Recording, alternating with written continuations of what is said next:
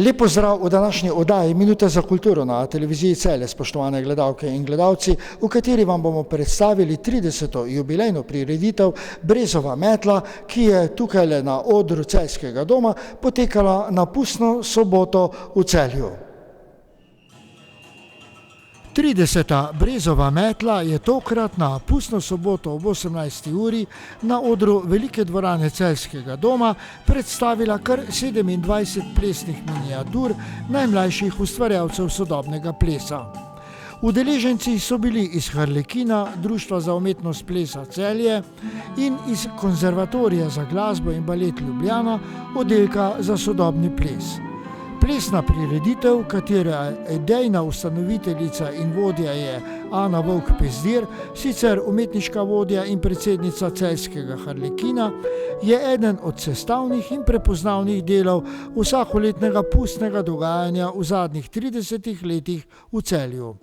In kako ocenjuje letošnjo prireditev? Letos je bilo v bistvu zelo naporno. Moram reči, da po tej covidni situaciji se bolezni še kar kopičijo in to nažalost tudi med mentorcami. Tako da smo imeli mentorce so bile zelo obremenjene. Najprej smo imeli zimsko produkcijo, potem je opus na današnji dan, na pustno soboto in na pustno nedeljo in zdaj še Brezova metla. Vse otroci niso isti, ampak mentorice so enake in zelo težko je bilo uskladiti, tako da smo izjemno veseli, da je uspelo toliko, kolikor je danes uspelo, ker je uspelo veliko. Nastopilo je 53 otrok, ki so se na dan prireditve v Celjskem domu pripravljali že od 8. ure zjutraj. Organizatorji pa so jim podelili 62 diplom, saj sta bili med njimi nastopi tudi 2 skupinskih točk ter nekaj duetov in trijev. Diplome pa so bile osnovna mentorska najmlajšim za koreografijo, ki jo sestavi mentorica ob soustvarjanju otrok, osnovna avtorska za posameznika, ki plesno ustvarja na kakršnokoli temo, zatem zlata diploma za koreografijo ob živi glasbi, čarovniška diploma za plese, ki posegajo v čarovniške pojave, mentorska literarna diploma za tiste, ki navdih najdejo v književnosti, zimska avtorska diploma za koreografije z zimskim navdihom, pomladna pa za navdih v prihajajoči pomladi.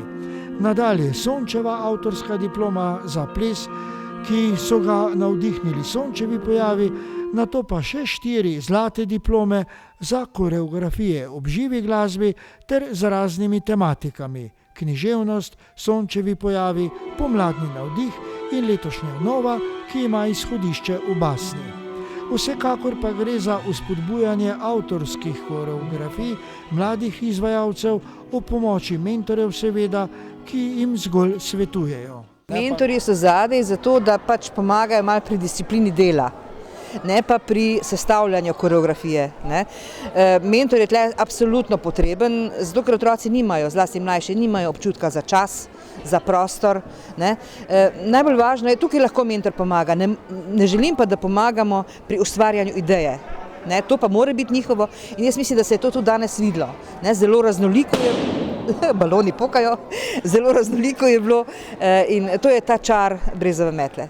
Kot rečeno, je letošnja Brezova metla jubilejna, 30. po vrsti. Kako pa se je začelo? Kje in kakšni so bili njeni začetki? Najprej se je začelo pri nas doma.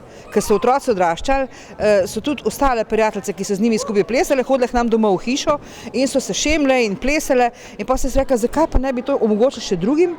In naša prva Brezova metla je bila kar lepo, tako dosti intimno v učilnici na gimnaziji Celje center, tam, kjer tudi zdaj vadimo.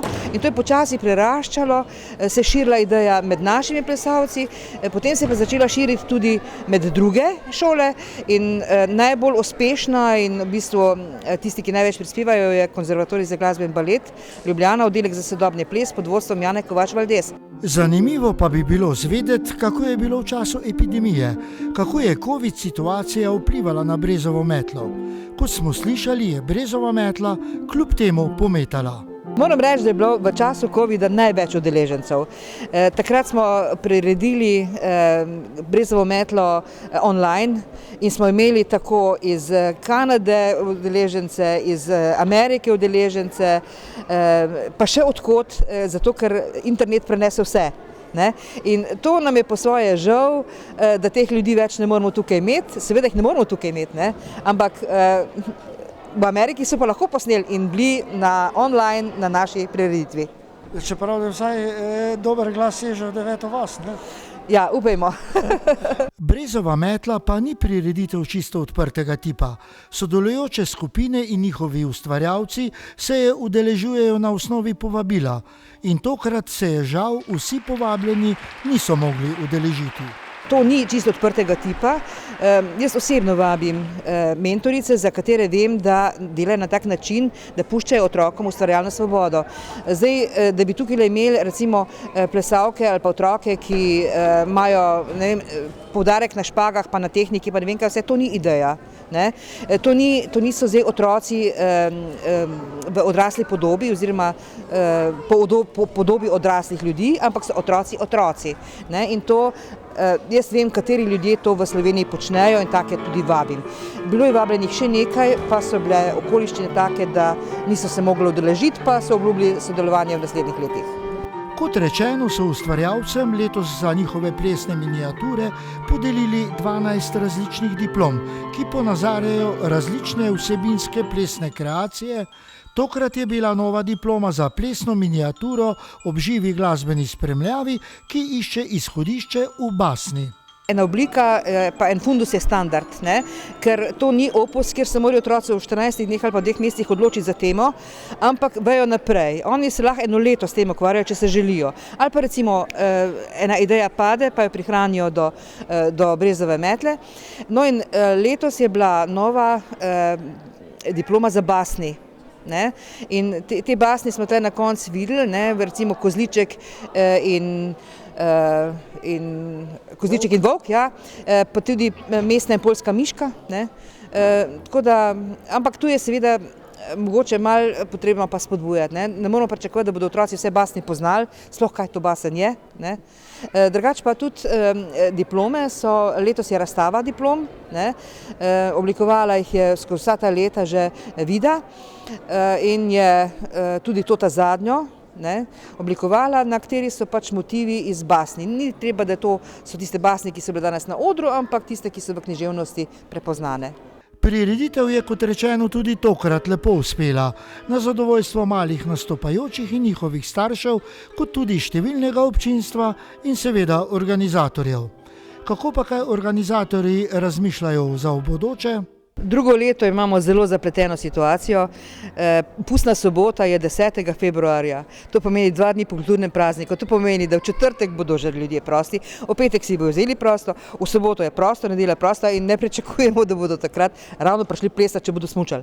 Tako da je maše odprto, bomo videli, če so naši predniki prestavili koledar iz februarja v januar, pa morda tudi naš greh ne bo velik, če bomo prestavili brezovo metlo na kak drug termin, ki bo seveda ljudem odgovarjal. Kako pa v vsebinskem smislu v prihodnje? V vsebinskem ostajajo stvari enake. Diplome so recimo letos smo spustili eno, ki bi bila primerna za zadnjo točko, to je medgeneracijska, kjer smo videli mamico pa 4 hčere. Tako da malo prisluhnemo interesu plesalcev pa mentorjev in mogoče tudi kakšno diplomo iz preteklosti vrnemo. Recimo, zdaj že dolgo ni bila srebrna, to je ta za kostum, ne? Medgeneracijske ni bilo, ne? Tako da malo tipamo, kam mentorji, kam jih vleče, kaj otroke zanima in morda bo še kakšna nova, se pustimo presenetiti. Morajo pa biti pravočasno, seveda, da imajo otroci dovolj in mentorji dovolj časa za spodbude. Ob letošnji prireditvi so v avli Celjskega doma pripravili tudi razstavo vseh podeljenih diplom, ki so avtorsko delo diplomirane dizajnerke Vide Pezdir.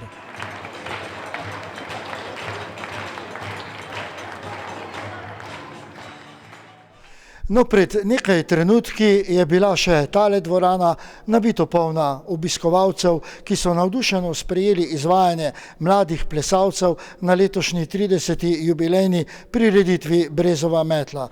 In treba je priznati, da so imeli neverjetno veliko pokazati v svoji ustvarjalnosti.